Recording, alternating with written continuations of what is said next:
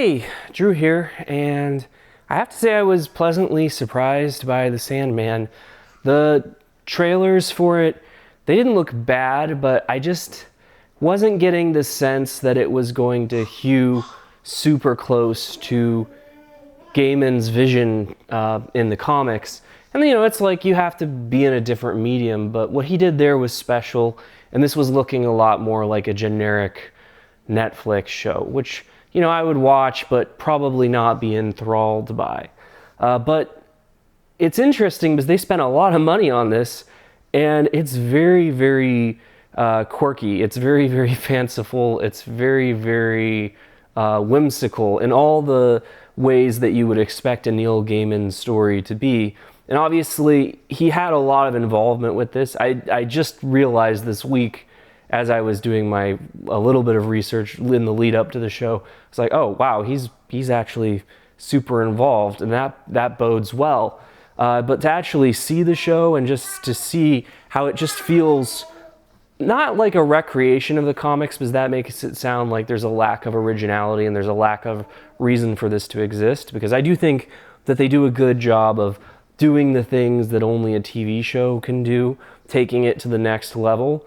But it really does feel like such a faithful adaptation, and one that could potentially bring it to a whole new audience. I don't know that this show is for everyone, which is why I'm a little worried that it costs so much. Rumored budget of $160 million.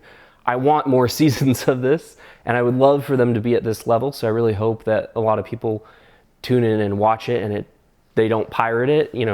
Recently it's started to come into question whether it makes sense to spend this much money on one show when, maybe a lot of people would, the same amount of people might show up if you spent half as much or even a third as much.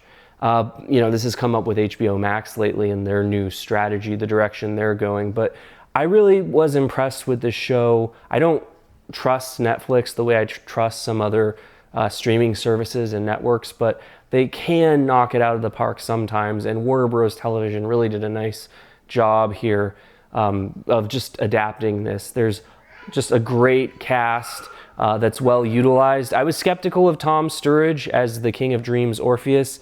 I've seen him in other things. He always struck me as kind of dour and bland, but he really does a nice job here, and I kind of have to reevaluate my opinion of him as an actor. He physically really embodies the character well. He cuts just the right kind of, almost not pathetic, like graceful and kind of beautiful, but also kind of, faint, like someone that you feel like could easily be swept away, kind of a reedy figure. Neil Gaiman, they had hundreds of actors read for this part, and he was the one that they thought made it work. And I think he does. I think, a lot of these lines, even though I think that they're good lines, I think that they're portentous, and it would be hard for a lot of actors to deliver them and not to come out sounding cheesy. And he just brings just the right amount of gravitas and weight to his line delivery. The rest of the cast is awesome as well. I mean, you've got Charles Dance and David Thewlis, Gwendolyn Christie, all used well. It's surprisingly episodic in the first 5 episodes. I've read the comics, but it's been a long time. I kind of forget if they were like this in terms of the episodic nature. But it's interesting how the setup is done in a really interesting way, in a way that is really different than most television, because you don't see a lot of shows where time passes within an episode. I think that that's a very literary thing that happens, and to have like decades pass in the first episode is something really, really unique and interesting. And you have to have faith, because the story doesn't immediately go to the inciting incident and just blow you away. It takes its time getting where it wants to go.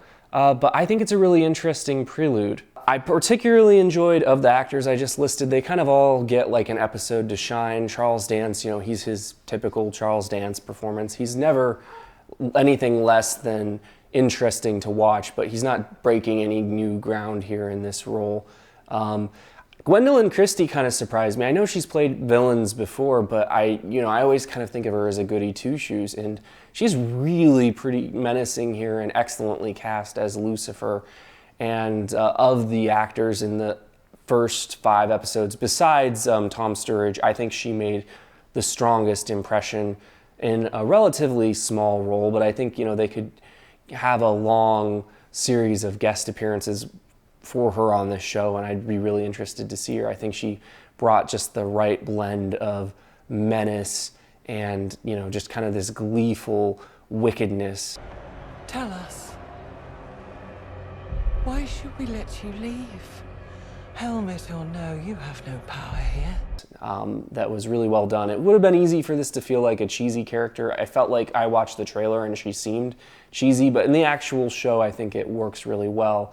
And the visuals of the hellscape as Dream goes down to get an object that he needs to be returned to his former self, I think the visuals of the hellscape were fantastic. That's, like I said, I think the visuals of the show are really the most striking thing, and they're lifted oftentimes directly from the comics, and obviously these are a lot of journeyman directors if you look them up, and there's no real name directors here, but they all do just an excellent job. And it was surprising to me that there were so many excellent visuals, because I was kind of expecting it to be like your typical Netflix show where there's a good visual here, there's a good special effects sequence there, but overall, it's just like few and far between, and you're spending a lot more time in uninteresting visual setups. And that's just not the case. They go from really, really interesting visual to really, really interesting visual.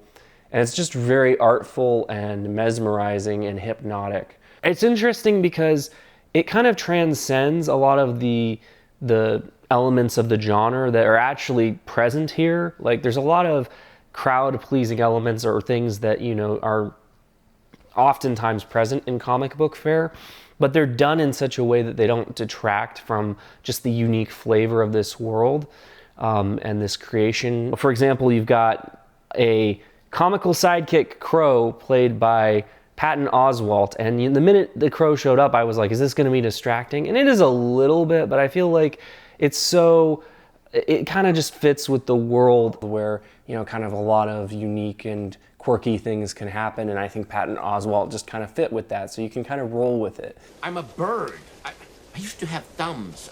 Now I have these things. Yes, and you must use them to fly back to the dreaming.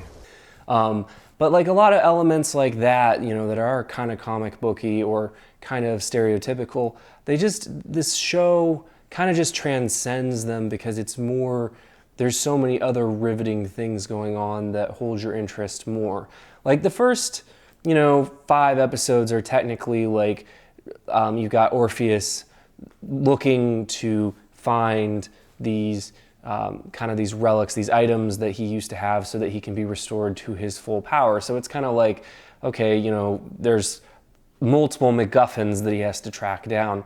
But the story, it surpasses that. It's not like you're focused on the items themselves as much as you're focused on just the way that the story is being told and the depth of the lore and just the immersion in this world that they've done such a fine job creating. So many excellent visuals throughout, like I said, not just a couple scattered good ones, just a very rich visual storytelling going on here. I think that if you're at all interested, if you're someone who's either a fan of the Sandman comics or of Neil Gaiman and you haven't read these particular comics, I think you're gonna love it. I think it's really, really well done, and it's so wonderful to be given such a faithful and well-crafted adaptation. I don't know that we deserve this adaptation, to be honest. And if it doesn't get renewed for a second season, then I'll know that we didn't deserve it. So those are my thoughts for what they are worth. If you're interested in seeing my upcoming reviews of The Sandman and other shows, please consider subscribing to the channel. And as always, thank you so much for watching.